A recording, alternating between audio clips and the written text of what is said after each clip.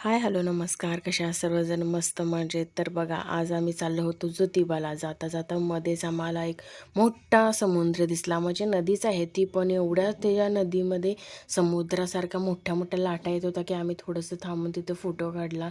तो थोडासा एरिया तुम्हाला दाखवते.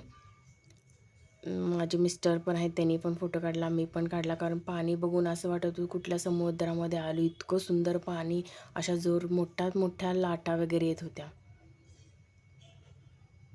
हे बघून आम्ही निघालो पुढे.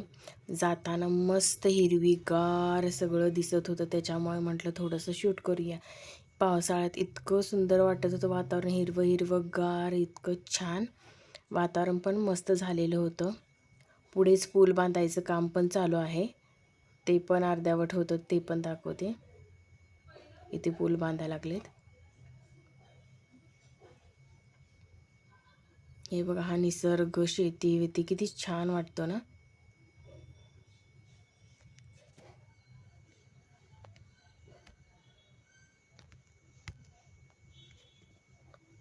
हे बघा, आम्ही पोचलो. ज्योतिबावर काही दुकाने वगैरे ओपन होती, म्हणजे एवढी गर्दी नव्हती, पण थोडीफार गर्दी वगैरे होती, कारण पावसामुळे जास्त लोक आलेली नव्हती. आता श्रावणमध्ये वगैरे खूप गर्दी असणार. त्यावेळेस आम्ही 8 ऑगस्टला गेलो होतो. इतकी गर्दी थोडी होती. इथं आम्ही नारळ वगैरे घेतला. बघा, आमची साहेब चालले पुढे.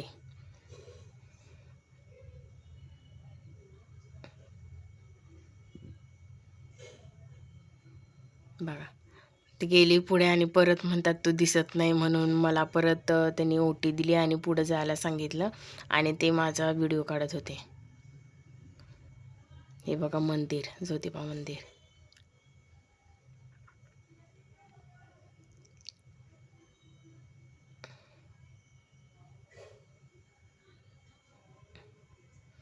त्या दिवशी पावसाने हजेरी काय लावली नव्हती, त्यामुळं फिरायला जरा बरं वाटत होतं.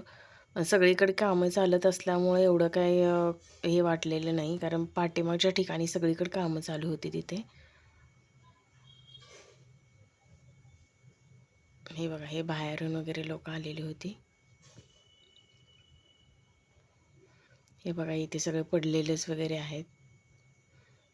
इथे सगळे फोटोशूट करत होती, त्यांचं देवदर्शन झालं होतं म्हणून.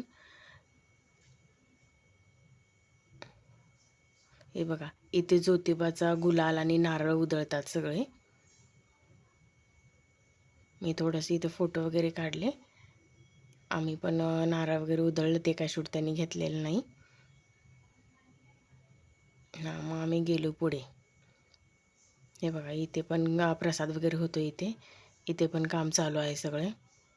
मेन दरवाज्यात आपण जातो त्या हे इथं वरती पण काम चालू असल्यामुळं वगैरे जास्त जाता येत नाही, लोक चुकत पण होती, उलट्या दिशेतनं बाहेर पडत वगैरे होती. हे बघा, हे पश्चिमेचं पाठीमागचं म्हणजे मंदिरामध्ये जाण्याचं दुसरं ठिकाण आहे. कामधेनू प्रसन्न, म्हणजे इथं गाय आहे. हे रामेश्वर मंदिर. सगळीकडे काम चालू होतं म्हणून व्हिडिओ पण काढू वाटत नव्हते, कारण काय असं दाखवता येत नव्हतं. तरी पण म्हटलं थोडंफार दाखवूया. हे बघा, हे लाईन लागली होती आत जाण्यासाठी. हे शनी मंदिर.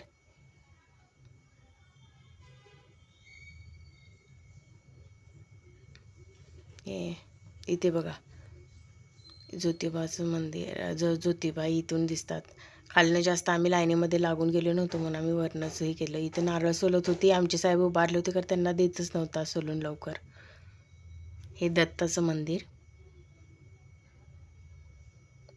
आमच्या साहेबांना दिलंच नाही. तो म्हटला माझ्या उजव्या हाताला जे उभारला तेच देणार वगैरे, म्हणून दिलेलंच नाही. म्हणून आम्ही तसंच आलो. पुढे आलो तर मला जरा अशी कानातली आवडली, त्यामुळे मी कानात बघत होते. पण इतके महाग सांगत होता आणि एवढी काही चांगली पण नव्हते. मग आम्ही आलो तिथने पुढे. पर्स बघितली. पर्स इतकी साध्या वगैरे होत्या, ते लवकर ओपन पण होत नव्हती आणि इतक्या हलक्या. ते म्हटले नको, आपण भारीतली घेऊ म्हटले, हे नको. त्यामुळे आम्ही ते पण बघितलं, ठेवलं तिथं. बाहेर आलो. बाहेर आल्यानंतर थोडेसे 1-2 फोटो काढले. त्यानंतर आम्ही पुढे थोडेसे चांगलं वातावरण रील शूट केल्या आणि गेलो केकच्या दुकानामध्ये. तर कशासाठी तर माझा 8 तारखेला वाढदिवस होता, त्यामुळे आम्ही केक घेण्यासाठी गेलो. मुले आमची घरीच होती, त्यामुळं मुलांना पिकअप केलं आणि आम्ही हॉटेलला गेलो. तिथं थोडीशी सजावट केली, केक कट केले, फोटो वगैरे काढले.